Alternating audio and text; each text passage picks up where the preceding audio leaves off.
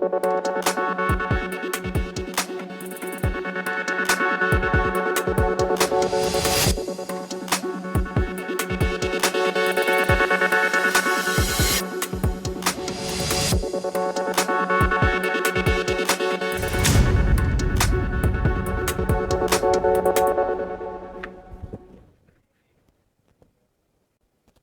आप देख रहे हैं जन टीवी और मैं आपके साथ आकांक्षा पारिक। खबरों की शुरुआत से पहले एक नजर हेडलाइंस पर। उत्तराखंड ग्लोबल इन्वेस्टर समिट का दूसरा दिन, आज शामिल होंगे गृह मंत्री अमित शाह। कल पीएम मोदी ने किया था इनॉग्रेशन।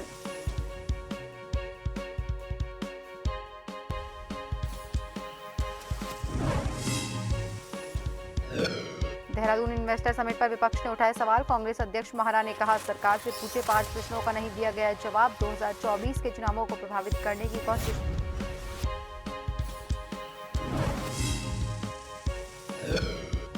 आईएमए देहरादून की पासिंग आउट परेड का आयोजन। परेड में 372 जेंटलमैन कैडेट्स ने लिया हिस्सा। देश को मिले 343 सैन्य अफसर।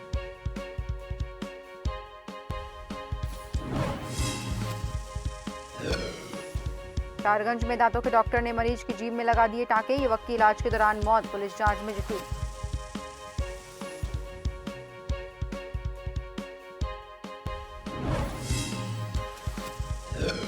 और कुमाऊं में खनन कारोबारियों का फूटा गुस्सा। गोला और नंदौर नदी में खनन को निजी हाथों में सौंपने का विरोध। राज्य सरकार के खिलाफ खोला मोर्चा।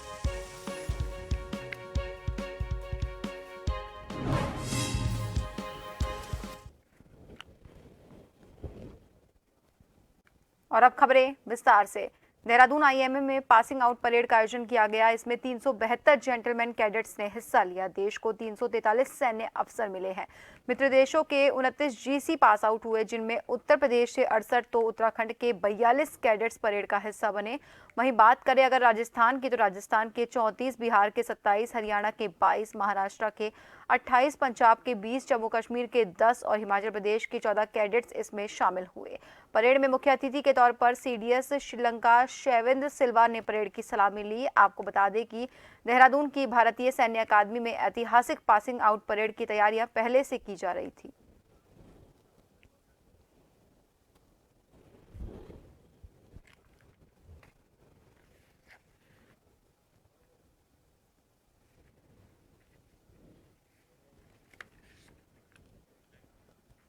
तारागंज में दांतों के डॉक्टर ने युवक की जीभ में टांके लगा दिए। इसके बाद मरीज की हालत बिगड़ गई। परिजन उसे बरेली स्थित अस्पताल ले गए, जहां इलाज के दौरान युवक की मौत हो गई।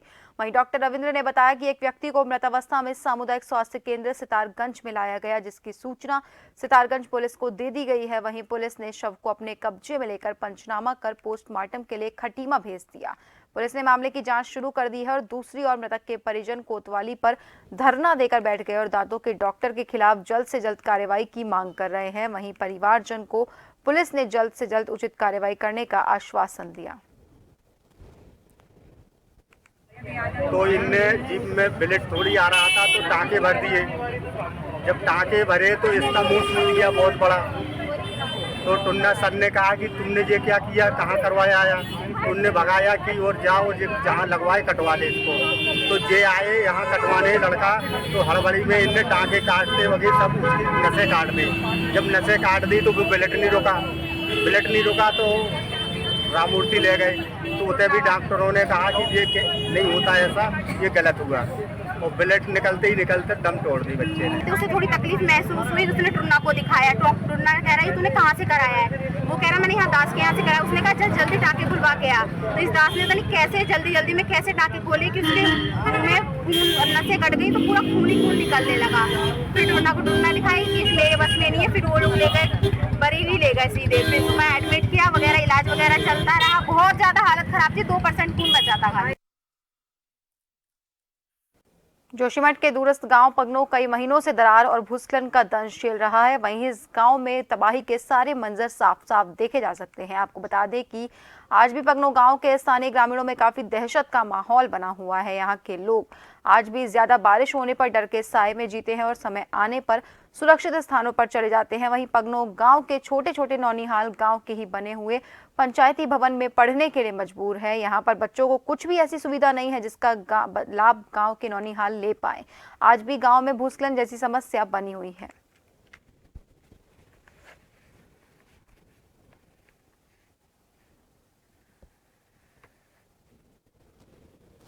बता दें कि जोशीमठ के दूरस्थ गांव पगनो में कई महीनों से दरारों भूस्खलन का दंश झेल रहा है।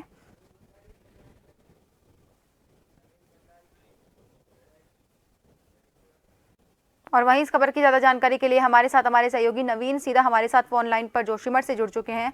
नवीन, जोशीमठ का पगनो गांव लगातार भूस्खलन का दंश झेल रहा है। हालत इतनी गंभीर है कि बच्चे भी पंचायती भवन में पढ़ने को मजबूर है। तो कैसे हालात बने हुए हैं वहां पर और प्रशासन ने क्या कुछ उचित कार्रवाई अब तक की है? जी बिल्कुल बताना चाहूंगा कि जोशीमठ ब्लॉक के अंतर्गत आता है एक ऐसा दुरस्त गांव जिस गांव का नाम पगनो गांव है। और आपको बता दें कि जो पगनो गांव विगत कई महीनों से भूस्खलन एवं दरार का दंश झेल रहा है और आज भी वहां पर भूस्खलन जैसी समस्या बनी हुई है। और बड़ी बात तो यह है कि जो पगनो गांव के जो बच्चे हैं वो अभी भी गांव के ही पास में जो बना पंचायती भवन है उसमें पढ़ने के लिए मजबूर है। वहीं स्थानीय ग्रामीणों का यह कहना है कि उन्होंने अपनी समस्याओं को लेकर के कई बार शासन और प्रशासन के दरवाजे भी खटखटा दिए, लेकिन आज तक कुछ भी कार्रवाई नहीं हो पाई है। जी, तो क्या प्रशासन ने इस मामले में अभी तक कोई संज्ञान नहीं लिया है? जी बिल्कुल, अगर बात की जाए चाहे प्रशासन की बात की जाए चाहे शासन की बात की जाए, हालांकि शासन और प्रशासन की दोनों टीम पगनो गांव का जायजा लेने भी गई है वहां पर, लेकिन अभी तक कुछ कहा नहीं गया है कि प्रशासन और शासन के द्वारा कि आखिर वहां पर क्या कार्रवाई हो पाएगी। लेकिन जिस तरीके से अगर पहाड़ों में जिस तरह से मौसम का बदलाव हो रहा है, कभी अचानक बारिश हो रही है तो कभी अचानक बर्फबारी भी हो रही है, ऐसे में जो पगनो गांव के जो लोग हैं वो अभी भी डरे समे हुए हैं। उन लोगों का कहना है कि ज्यादा बरसात होने पर और ज्यादा बर्फबारी होने पर वे लोग घर को छोड़ करके सुरक्षित स्थानों पर भागने के लिए मजबूर हो रहे हैं। जी बहुत बहुत धन्यवाद नवीन तमाम जानकारी के लिए। तो आप सभी को बता दें कि पगनो गांव में आज भी लोगों में दहशत का माहौल है। वहीं शासन प्रशासन की तरफ से कोई कार्रवाई नहीं की गई है। वहीं ग्रामीण अभी भी दहशत के साए में जीने को मजबूर है।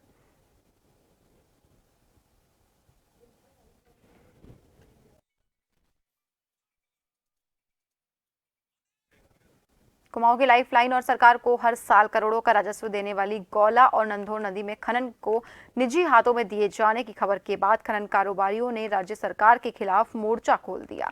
गोला खनन संघर्ष समिति और वाहन स्वामियों ने एसडीएम कोर्ट में राज्य सरकार के खिलाफ नारेबाजी कर प्रदर्शन किया। उन्होंने राज्य सरकार पर आरोप लगाते हुए कहा कि गोला नदी को निजी हाथों में दिया जा रहा है, जिसका ये कड़ा विरोध करते हैं। इसके साथ ही फिटनेस के नाम पर भी वाहन स्वामियों से मोटी रकम वसूल की जा रही है। उन्होंने एसडीएम के माध्यम से मुख्यमंत्री को ज्ञापन भेजते हुए तत्काल मांगे पूरी करने की बात कही।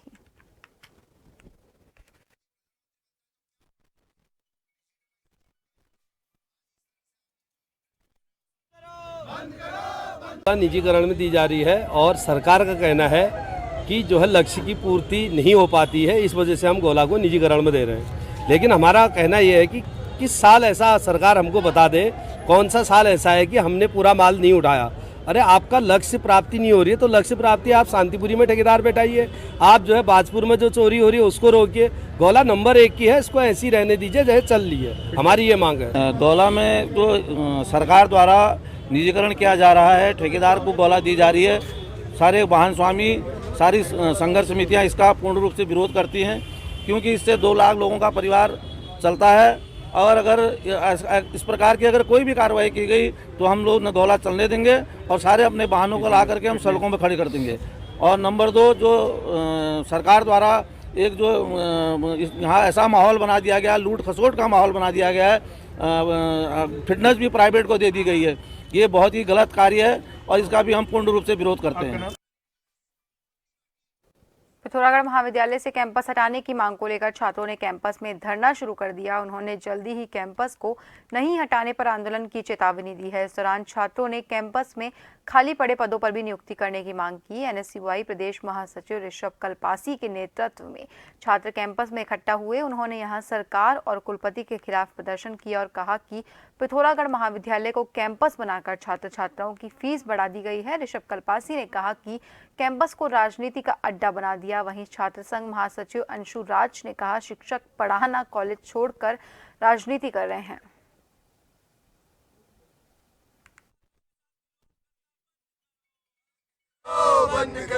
अभी तक हमारे पास कोई भी कॉलेज का कर्मचारी, कोई भी शिक्षक हमसे मिलने नहीं आया है, हमारी मांगों को सुनने नहीं आया है। ये बहुत दुर्भाग्यपूर्ण है और हमारा ये धरना जो है ये अनिश्चित काल तक चलेगा। हमारा ये धरना आप सभी छात्र छात्राओं के लिए है। हमारा आपसे निवेदन है कि सारे छात्र छात्राओं से ये निवेदन है कि आप कॉलेज में आएँ तो एक बार ज़रूर हमारे धरने में अपना समर्थन देने के लिए आएँ, क्योंकि जो ये फ़ीस हाई बात हो गई है, आज 3,000 हुई है, कल 8 से 9,000 भी हो जाएगी। तो जो हमारे दूरगामी क्षेत्र के बच्चे हैं जिनकी स्थिति इतनी अच्छी नहीं है, तो उन लोगों से मैं विशेष कहना चाहूँगा कि आप लोगों ने इस धरने को समर्थन देने ज़रूर आना है। देखिए, आज हमारे द्वारा कैंपस वापसी के लिए आंदोलन किया जा रहा है। जो सभी को पता है, बिना शासनादेश के हमारे कॉलेज के छात्र छात्राओं से कैंपस की फीस ली जा रही है। पिछले 3 वर्षों से कैंपस की फीस ली जा रही है, लेकिन कोई भी शासनादेश नहीं आया है। जो सरकार की नाकामियाँ हैं। लक्सर कोतवाली पुलिस ने 24 घंटे के अंदर एक शातिर चोर को गिरफ्तार किया। आपको बता दें कि चोर ने लक्सर से कार चुराई थी, जिसको लेकर पुलिस ने यूपी के बुलंदशहर से चोर को गिरफ्तार किया। बीते दिन लक्सर के सिमली में रहने वाले संजीव कुमार ने अपनी ऑटो कार चोरी होने के लिए मामला दर्ज करवाया था। मामले को देखते हुए वाहन चोरी की घटनाओं पर रोक लगाने और पुरानी घटनाओं के जल्द खुलासे के लिए हरिद्वार एसएसपी प्रमेंद्र सिंह डोभाल ने सख्त निर्देश लक्सर पुलिस को दिए थे। वहीं मामले में पुलिस ने जांच करते हुए चोरों को गिरफ्तार किया।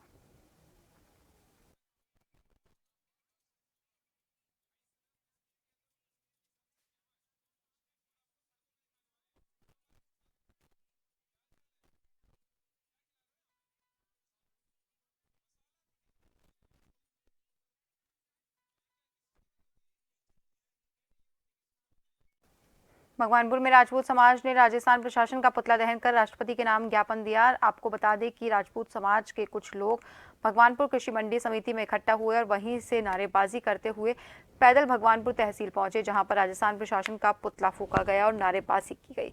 इसी बीच मंडावर निवासी प्रवीण राणा ने बताया कि करनी सेना के अध्यक्ष सुखदेव सिंह गोगामेडी की 5 दिसंबर को अज्ञात लोगों ने गोली मारकर हत्या कर दी थी। इसी के मद्देनजर ये प्रदर्शन किया गया। हमारी तो यही मांग है कि हमारे जो करनी सेना के राष्ट्रीय अध्यक्ष पूरे देश के राजपूतों के बहुत पूरे सर्वे सर्वा पूरे देश में सुखदेव जी गोगामाडी जी का जो मर्डर कर दिया गया है, उसमें आक्रोश है हमारे पूरे समाज में। उसके लिए हमने यहाँ यह ज्ञापन दिया है। ये भी तो हमारी अंगड़ाई है, धीरे धीरे जागरूक कराया जाए। प्रशासन भी यानी पूरे देश में राजपूत समाज एकजुट होकर सड़कों पर काम करेगा। राजपूत समाज के द्वारा जो ज्ञापन दिया गया उस पर कोई सुरेंद्र सिंह गोगामाडी की हत्या की गई है, उसके संबंध में है, जो प्राप्त कर हम इसको भिजवा रहे हैं। किसके नाम ज्ञापन दिया गया? महामहिम राष्ट्रपति महोदय। युवा कल्याण विभाग के सौजन्य से लोहाघाट के जीआईसी खेल मैदान में चल रही 4 दिवसीय खेल महाकुंभ प्रतियोगिता का शुक्रवार को एसडीएम लोहाघाट रिंकू बिष्ट ने समापन किया। एसडीएम ने कहा, राज्य सरकार की दूरस्थ क्षेत्र की खेल प्रतिभाओं को आगे लाने के लिए ये एक महत्वपूर्ण योजना है। इस दौरान उन्होंने सभी खिलाड़ियों से पूरे दमखम के साथ प्रतियोगिता में हिस्सा लेने को कहा।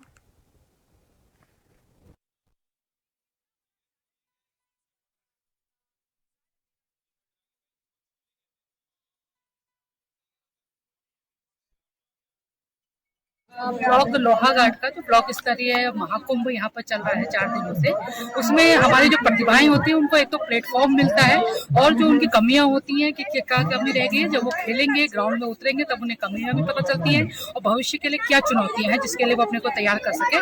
तो ये एक अच्छा आयोजन है जो सरकार की ओर से किया गया है, हमारे विभागों के द्वारा इसमें सहयोग किया गया है, जिससे कि हमें राष्ट्रीय स्तर के खिलाड़ी तैयार करने में मदद मिलती है। कोच को भी सीखने को मिलता है, बच्चों को भी सीखने को मिलता है।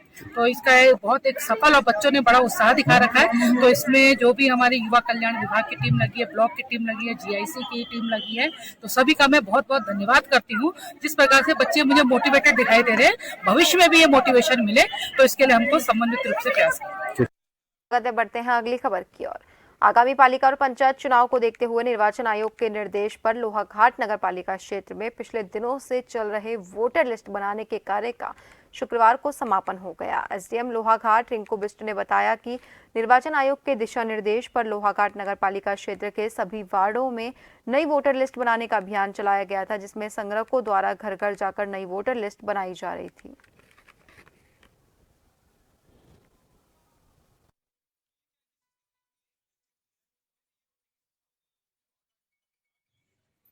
आज जो नगर पंचायत नगर पालिका लोहाघाट का मतदाता सूची का कार्य चल रहा था वो आज पूर्ण हो गया। इसके एक शासन से डेडलाइन आई थी तो उसका कार्य पूर्ण कर लिया गया। इसमें मेरे द्वारा संगणकों की और पर्यवेक्षकों की बैठक ली गई है कि किसी भी मतदाता का नाम ना छूटा हो। तो उनके द्वारा मुझे अवगत कराया गया है कि जो मतदाता घर में नहीं मिला तो उसमें हम 3 समय में अलग अलग समय में वहाँ पे गए और उनके अड़ोस पड़ोस के लोगों से पूछताछ की गई कि ये कहाँ है। उनके दूरभाष नंबर लिए गए तो दूरभाष नंबर से वार्ता करके जो आवश्यक कागजात थे वो लेके उनका नाम सूची में चढ़ाया गया है। कोई भी पात्र मतदाता छूटा नहीं है। आज हमने 100% इसका काम पूर्ण कर दिया।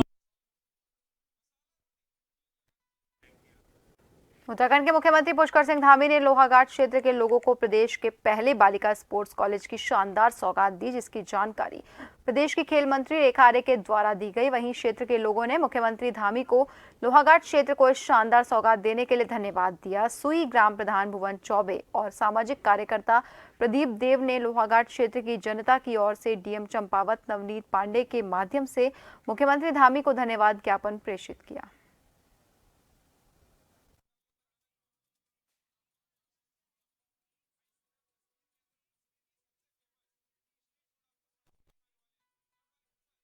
काफ़ी हर्ष का विषय है। हमारे सुई क्षेत्र में एक और सौगात हमें मिली है महिला स्पोर्ट्स कॉलेज की।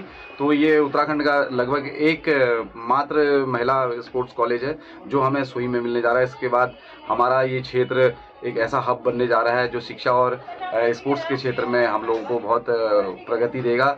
यहाँ पर हमें ऑलरेडी इससे पहले हमें स्टेडियम की सौगात, इधर हमारा सेंट्रल स्कूल, नवोदय और आईटीबीपी और छमनिया स्टेडियम के साथ साथ लगता हुआ हमारा कृषि विज्ञान केंद्र है। तो ये बहुप्रतीक्षित जो हमारे ये संस्थान बने हैं निश्चित तौर पर इस क्षेत्र के लिए मील का साबित होंगे। मैं चंपावत जिला कांग्रेस कमेटी अध्यक्ष पूरन सिंह कठायत और कांग्रेस प्रवक्ता डॉक्टर महेश टेक ने शुक्रवार को मीडिया को जानकारी देते हुए बताया कि आगामी 14 दिसंबर को लोहाघाट के नगर पालिका सभागार में जिला स्तरीय कांग्रेस कार्यकर्ता सम्मेलन का आयोजन किया जा रहा है। जिला स्तरीय कांग्रेस कार्यकर्ता सम्मेलन में कांग्रेस प्रदेश अध्यक्ष करण महारा प्रतिभाग कर कांग्रेस कार्यकर्ताओं और पदाधिकारी का मार्गदर्शन करेंगे और आगामी 2024 लोकसभा चुनाव और अन्य चुनाव के लिए कांग्रेस कार्यकर्ताओं में जोश भरेंगे।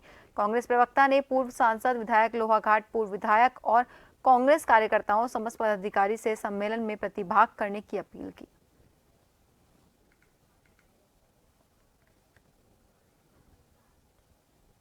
कुमाऊं का माननीय प्रदेश अध्यक्ष करण महाराज जी का द्वारा उसमें 14 तारीख को लोहाघाट में जिला कार्यकर्ता जिला सम्मेलन है, जिसमें पूरी लोकसभा की रूपरेखा तय की जाएगी और सभी कार्यकर्ता और पदाधिकारी इस कार्यक्रम में 14 तारीख को उपस्थित रहेंगे। उसके बाद 15 को पिथौरागढ़ में है, 16 को बागेश्वर में, 17 को अल्मोड़ा में इस लोकसभा के जिला सम्मेलन का समापन होगा।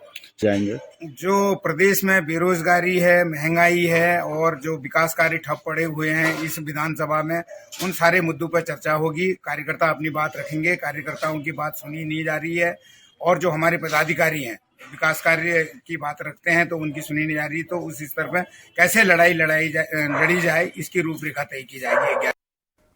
डोईवाला नगर पंचायत के वार्ड नंबर 17 चांदमारी में स्थानीय ग्रामीणों ने प्रदर्शन कर क्षेत्र की अनदेखी का आरोप लगाया। आपको बता दें कि लंबे समय से पेयजल पाइपलाइन लीकेज होने के चलते ग्रामीणों को पीने के लिए पानी उपलब्ध नहीं हो पा रहा, जिसको लेकर ग्रामीणों का गुस्सा फूट पड़ा और ग्रामीणों ने जल संस्थान के खिलाफ नारेबाजी कर रोष जताया। ग्रामीणों का कहना है कि 3 महीने पहले जल संस्थान को इस लीकेज पाइपलाइन से अवगत करवाया गया था और जल संस्थान ने इसको सही करवाने की बात कही थी, लेकिन 3 महीने बीतने के बाद भी आज तक जल संस्थान ने इस लीकेज को ठीक नहीं करवाया। हमने जल संस्थान के खिलाफ यहाँ पर एक मांग अपनी रखी थी। जल संस्थान के द्वारा एक हमें जो इग्नोर किया जा रहा है, हम अनदेखी की जा रही है। हम एक बात बताइए, एक ये पानी की लाइन यहाँ लीकेज पड़ी हुई है, पिछले 3 महीने से लगातार मैं मांग कर रहा हूँ कि उसको दुरुस्त किया जाए, लेकिन सरकार की जो हमारा जल संस्थान है उसके कान में बिल्कुल जूं नहीं रेंग रही है। और यहाँ हमें पीने के पानी में कीड़े और मिट्टी और काई इत्यादि जो है हमारे पानी में आ रही है। मैं लगातार उसकी मांग कर रहा हूँ। मैंने 6/9/2023 को भी जो है ज्ञापन जो है अपने जल संस्थान जेई साहब को दिया था। उसके बाद जो 28/11 को फिर मैंने पुनः उसका जब एक ज्ञापन दिया, तो अभी तक भी उसके बाद मैं कंटिन्यू उनको फ़ोन कर रहा हूँ, लगातार फ़ोन कर रहा हूँ। मैंने कहा सर आप हमारी इस लाइन को दुरुस्त कर दीजिए, यहाँ नाली की तरफ पानी बह रहा है, जैसे नाली में पानी बहता है ऐसे यहाँ पानी बह रहा है। लेकिन यह है, इनको रोज़ आश्वासन दे रहे हैं, केवल एक आश्वासन दिया जा रहा है। समस्या हमारी सड़क की, बिजली की और पानी की, और सड़क पूरी टूटी हुई है। कई बार मैंने भी विधायक से भी बोला, हमारे कुछ नहीं, कोई सुना ही नहीं है, कोई सुनता ही नहीं किसी चीज़ को। 17 नंबर वार्ड है हमारा, सड़कों की भी समस्या है, सड़कों की पूरी सारी समस्या, पानी भरता है बरसात में भी। अब भी ये सारा देखो ना, रोड पर जाने लायक नहीं, आप पैदल नहीं चल सकते, है ही नहीं, पानी ही नहीं आता उसमें। सुबह शाम मोटर चलाते तब भी पानी नहीं आता, एक घर में जाता दूसरे में जाता नहीं, सारे परेशान, पूरा मोहल्ला परेशान है। और अब आखिर में एक नजर हेडलाइंस पर।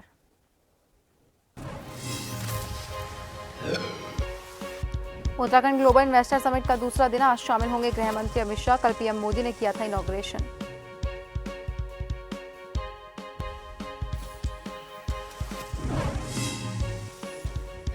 देहरादून इन्वेस्टर समिट पर विपक्ष ने उठाए सवाल। कांग्रेस अध्यक्ष महारा ने कहा, सरकार से पूछे 5 प्रश्नों का नहीं दिया गया जवाब। 2024 के चुनावों को प्रभावित करने की कोशिश।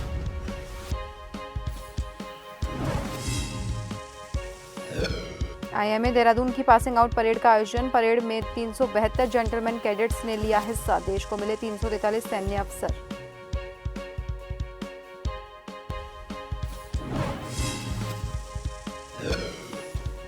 तारगंज में दांतों के डॉक्टर ने मरीज की जीभ में लगा दिए टांके। युवक की इलाज के दौरान मौत, पुलिस जांच में जुटी।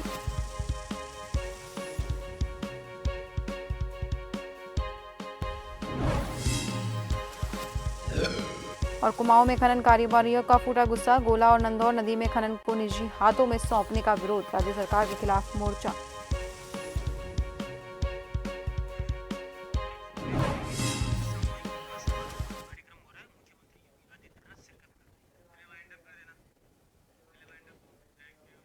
और फिलहाल के लिए खबरों में बस इतना ही। बने रहिए जन टीवी के साथ। नमस्कार।